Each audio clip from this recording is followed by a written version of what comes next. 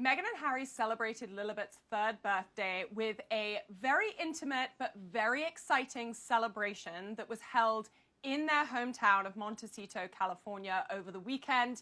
Now, obviously, they wanted all of their friends and family to be able to attend, so they held it a few days early to make sure that everyone was able to fit it into their schedules, although honestly, who would pass up the opportunity to go to a princess's birthday party? I don't know. Now, I say friends and family, but of course, there were a few family members missing, and I am, in fact, speaking about the royals. Other than Prince Harry, Archie, and Lilibet, there were no other royals at the party. You know, Meghan in particular has a very tight circle of friends in Montecito. You've got the celebby people like Ellen DeGeneres, Portia de Rossi. Those kinds of people were likely in attendance because they are deemed to be not only kind of celebrity pals who you see out and about at events, but actually really close friends. Meghan and Harry were at their vow renewal not too long ago, so they've really formed a very tight bond between the two couples. Additionally, we do hear a few whispers that Orlando Bloom, Katy Perry, and their daughter were in attendance. And we know that a few other children who Lilibet has formed really close friendships with over the past 3 years were also there. In previous years, we've seen a few less famous people taking part in birthday celebrations for Harry and Meghan's children. For example, the photographer Misan Harriman, who took the photo that launched Lilibet's pregnancy into the world. He's been at various family gatherings, so I think if he was in town, he was likely in attendance as well. You know, as strange as it might sound, it was very much a typical child's birthday party. Harry and Meghan are obviously very privileged in terms of what they are able to do for their children. However, they aren't doing anything gaudy or gauche. You know, they aren't having rocket ships launching up into the skies. They aren't erecting roller coasters in their backyard. They're doing really wonderful family-friendly activities with, of course, a very aesthetic spin. You know, Meghan is about to launch her own lifestyle brand. She's become much more interested in recent months in the kind of homemaking and the interior design and all of that kind of stuff. So you can bet that the cake was a wonder to behold. I very much doubt it had any of Meghan's jam in it. I don't think that that's the kind of thing a 3-year-old wants to feast on. However, it will have been very elegant, very colourful, and perfectly suited to the young audience that it was intended to entertain. I think the royal family members not being in attendance it's not a snub. You know, it's like saying, for example, if my 2-year-old nephew has a birthday party and I don't go, it's not a snub in any way, shape or form. Unfortunately, with schedules, with travel, you just can't fit everything in when there's an ocean separating you as a family. Now, I think what's likely is that Harry and Meghan will have informed their royal relatives that a party was taking place. I don't think we should look at that as an invitation because, quite frankly, I don't think they ever expected that any members of the royal family would have attended. Now, they may well have extended more of an intimate invitation to someone like Princess Eugenie, for example, who is incredibly close with Harry, and she's one of the very few family members who has actually seen him and Meghan since they moved to California. But again, schedules get in the way. So it's not in any way a snub, it's just a sad reminder of the state of things between Harry and the rest of his family. You know, Charles is one to follow tradition. No matter what is going on, he is always going to kind of stick to a code of etiquette, as it were. So yes, as grandfather to Lilibet, he will have sent a message, he will have sent a hand-signed card, and he likely will have sent a gift. Now, whether or not he's had time to pick that out himself, given all that he's going through with his cancer treatment, I don't know. But he will have made sure, and his secretaries will have made sure, that a card and a gift were on their way to Lilibet well before her birthday took place. William and Kate don't really have a relationship with Archie and Lilibet because they haven't had a chance to form one. Now, William and Kate will always love their niece and nephew in the way that any family member loves a relative, especially one as close as Archie and Lilibet are. But they just haven't had the opportunity to form a truly close bond, which is absolutely devastating. The fact of the matter is, Meghan and Harry's inner circle in Montecito are much more informed about Lilibet's development, about Archie's favorite hobbies.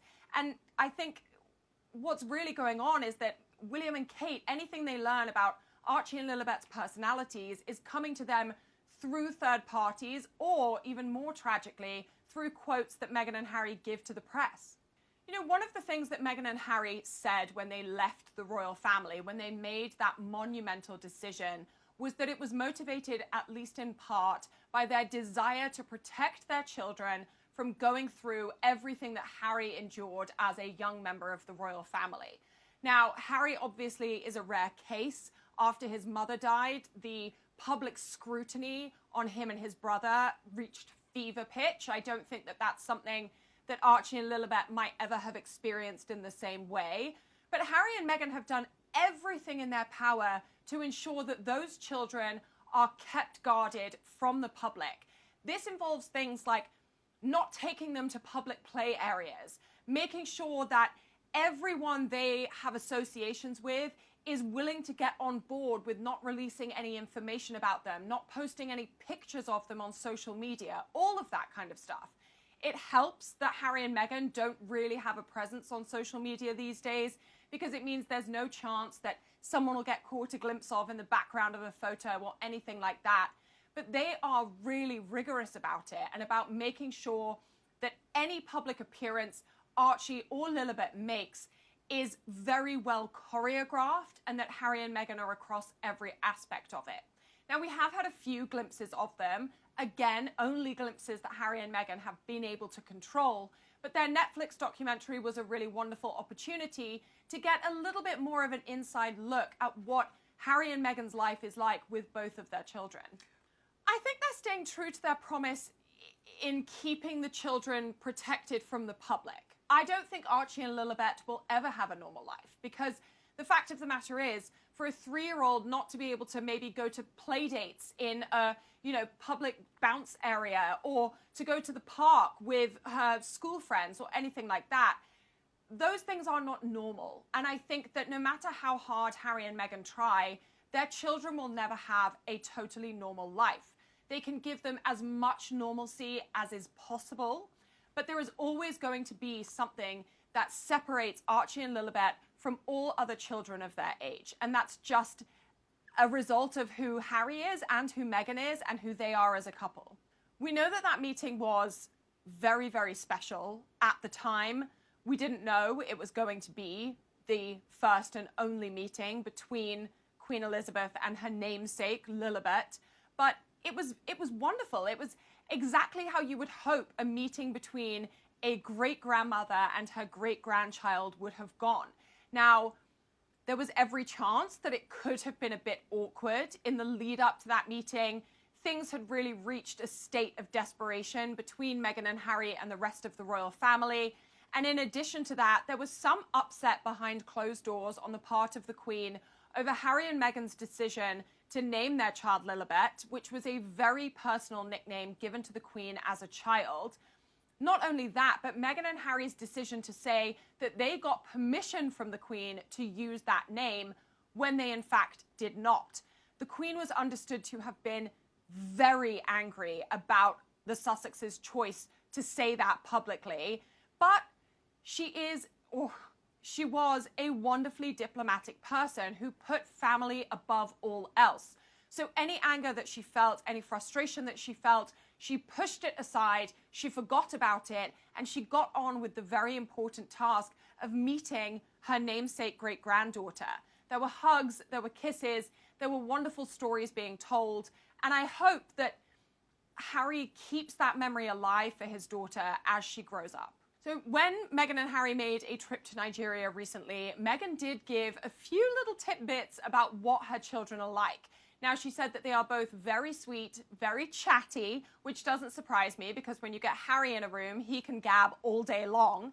And she's also previously revealed that Lilibet is incredibly active. She loves jumping around. Her favorite classes is singing and dancing because she gets to move around. And she's also got the classic younger sister syndrome where she wants to do and match everything that her brother Archie does. but it sounds very much like the two of them are forming a wonderful bond and that they will hopefully be able to have that same close relationship that William and Harry had when they were young boys.